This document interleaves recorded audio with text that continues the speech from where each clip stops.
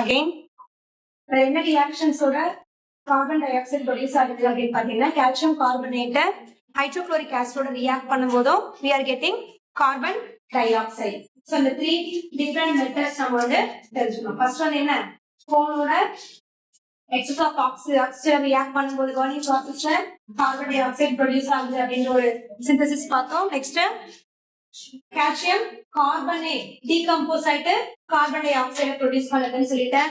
அடுத்த ரியாக்ஷன் என்னன்னா, அதே calcium carbonate hydrochloric acid react பண்ணும்போது என்ன ப்ரொடியூஸ் ஆகுதுன்னு சொல்லிட்டாங்க, கார்பன் டை ஆக்சைடு வந்து ப்ரொடியூஸ் ஆகுதுன்னு சொல்லிட்டோம். ஸோ இந்த 3 டிஃபரெண்ட் ப்ரிப்பரேஷன் ப்ரொடக்ஷன் வந்து நம்ம எக்ஸாம்பிள்ஸா கன்சிடர் பண்ணிக்கிறோம். நெக்ஸ்ட் ப்ராப்பர்ட்டிஸ் அப்படின்னு பார்க்கும்போது it's a colorless gas. You know that carbon dioxide gas colorless gas as well as என்ன கொடுத்திருக்காங்க odorless. So non flammable gas. இது வந்து ஏரை கம்பேர் பண்ணும்போது ஹெவியரா இருக்கும்னு சொல்றாங்க. ஏரோட ஹெவியரா இருக்கும்னு சொல்லிருக்கோம். நெக்ஸ்ட் இதோட ஸ்டேபிள் காம்பவுண்ட் ஒரு பர்టిక్యులர் டெம்பரேச்சர் அப்படின்னு பார்க்கும்போது ஹை டெம்பரேச்சர்ல ஹீட் பண்ணா இந்த CO2 மாலிக்யூல்ஸ் என்னவா கன்வெர்ட் ஆகுது அப்படின்ற ஒரு ரிவர்சிபிள் ரியாக்ஷன் மாதிரி யாரும் பார்க்க மென்ஷன் பண்ணிருக்காங்க. சோ அப்ப CO2 molecules in high temperature it is converted to carbon monoxide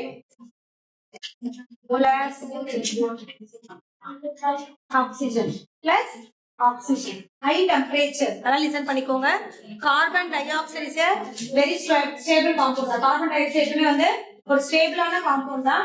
but highest டெம்பரேச்சர்ல நம்ம ஹீட் பண்ணும்போது என்ன ஆகும்னா கார்பன் டை ஆக்சைடு டீகம்போஸ் ஆயிட்டு கார்பன் மோனாக்சைடு அண்ட் ஆக்சிஜன் வந்து கொடுக்குதுன்னு சொல்லிருக்கோம். அதுக்கான ரியாக்ஷன்ஸ் தான் நம்ம இங்க வந்து ரைட் பண்ணிருக்கோம். அதே மாதிரி ஹை டெம்பரேச்சர் சொல்லிட்டு என்ன டெம்பரேச்சர் மென்ஷன் பண்ணிருக்கோம் பாத்தீங்கன்னா 3100 Kelvin. 3100 Kelvin highest temperature la carbon dioxide converted to carbon monoxide and oxygen molecule. That decompose சொல்றா convertedன்றத அந்த molecules என்ன ஆகுது decompose ஆகுது. பெரிய bigger size the molecules வந்து break ஆயிட்டு smaller molecules convert ஆகுதுன்னு நம்ம என்ன சொல்லலாம் decomposition சொல்லலாம். அப்போ CO2 molecules decomposed to CO carbon monoxide and oxygen in high temperature.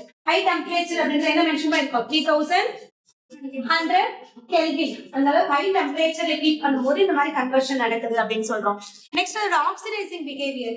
Last class நம்ம கார்பன் மோனாக்சைடோட ரெடியூசிங் பிஹேவியர் நம்ம பார்த்தோம். நான் உங்களுக்கு ரிடக்ஷன்னா என்ன ஆக்சிடேஷன்னா என்னன்னு எக்ஸ்பிளைன் பண்ணேன். What is reduction?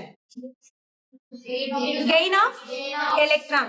For example Fe3+ இருக்கிறது நியூட்ரல் எலிமெண்ட், அதாவது ஜீரோ ஆக்சிடேஷன் ஸ்டேட்டுக்கு கன்வெர்ட் ஆகுற ப்ராசஸ் நான் என்ன சொன்னேன் ரிடக்ஷன் சொன்னேன். ரெடியூசிங் ஏஜென்ட் ஆக்ட் ஆகுது எந்த மாலிகுல சொன்னேன் கார்பன் மோனாக்சைடு சொன்னேன். லாஸ் ஆஃப் எலக்ட்ரான் என்ன சொல்லுவோம் oxidation. Gain of electron reduction, loss of electron oxidation. So carbon monoxide நம்ம பார்க்கும்போது Fe2O3 மாலிகுல் என்னவா கன்வெர்ட் ஆகுது அயன் நியூட்ரல் மெட்டலா வந்து கன்வர்ஷன் நடக்குது. So carbon monoxide act as a reducing agent. But நாம இங்க டிஸ்கஸ் பண்ணிட்டு இருக்கிறது என்ன மாலிகுல் கார்பன் டை ஆக்சைடு. அப்ப இது என்னவா இருக்குன்னா ஆக்சிடைசிங் ஏஜென்ட்டா ஆக்ட் ஆகுதுன்னு சொல்றோம். ஆக்சிடைசிங் ஏஜென்ட்னா என்னன்னா மெக்னீசியம் என்னவா கன்வெர்ட் ஆகுது மெக்னீசியம் ஆக்சைடா கன்வெர்ட் ஆகுது. மெக்னீசியம் எடுத்துக்கிட்டீங்கன்னா என்ன ஸ்டேஜ் இது, என்ன ஆக்சிஜன் ஸ்டேட் இது ஜீரோ. ஒரு நியூட்ரலா இருக்கிறதுன்னும் போது அது நம்ம என்ன சொல்லுவோம் zero oxidation state converted to 2+. converted to 2+. எதோட பிரசன்ட்ல CO2. அப்ப this CO2 act as a oxidizing agent. அப்ப ஆக்சிடேஷன் process நடக்குது. CO2 தான் ஆக்சிடைசிங் ஏஜென்ட்டா ஆக்ட் ஆகுது. மெக்னீசியம் என்னவா கன்வெர்ட் பண்ணுது மெக்னீசியம் ஆக்சைடா கன்வெர்ட் பண்ணுது. மெக்னீசியம் ஆக்சைடா கன்வெர்ட் ஆகுதுன்னா ஜீரோ ஸ்டேட்ல இருக்க மெக்னீசியம் 2+ ஸ்டேட்க்கு கன்வெர்ட் ஆகுது. அப்ப லாஸ் ஆஃப் எலக்ட்ரான் என்ன மீனிங் ஆக்சிடேஷன். சோ இது ஒரு எக்ஸாம்பிள் நம்ம வந்து கன்சிடர் பண்ணிக்கிறோம். Next water case equilibrium. You know about water case. நம்ம ஆல்ரெடி கார்பன் மோனாக்சைட்லயே படிச்சோமா. வாட்டர் கேஸ்னா என்ன சொன்னேன் mixture of carbon monoxide and water. Carbon monoxide and water அதான் நான் என்ன சொல்லியிருந்தேன் வாட்டர் கேஸ். அப்ப என்ன பண்றோம்னா அந்த ஈக்லிபிரியம் ரியாக்ஷனை கொடுக்குறாங்க. கார்பன் டை ஆக்சைடு ஹைட்ரஜனோட ரியாக்ட் ஆகுது. ஈக்லிபிரியம் ரியாக்ஷன்ல இன்வால்வ் ஆயிட்டு என்ன ப்ரொடியூஸ் பண்ணுதுன்னு பாத்தீங்கன்னா carbon monoxide and water produce பண்ணுது. Carbon di oxide react with hydrogen என்ன ப்ரொடியூஸ் பண்ணுது? கார்பன் மோனாக்சைடையும் வாட்டரையும் வந்து ப்ரொடியூஸ் பண்ணுது. இது ஈக்லிபிரியம்ல இருக்குன்னு சொல்றோம். So this is industrial application. அதுதான் நம்ம என்ன சொல்றோம்னா வாட்டர் கேஸ் அப்படின்னு சொல்றோம். Next acidic behaviour. ஆல்ரெடி சொல்லிருக்க சாஃப்ட் ட்ரிங்க்ஸ் எல்லாம் பாத்தீங்கன்னா என்ன இருக்கும்? CO2 gas. CO2 gas dissolved in water. Soda water. என்ன சொல்லுவோம்? CO2 gas dissolved in water தான் நம்ம என்ன சொல்லுவோம்? Soda water. அந்த சோடா வாட்டர் அப்படின்றது என்னன்னா கார்போனிக் ஆசிட். என்ன ஆசிட் அது?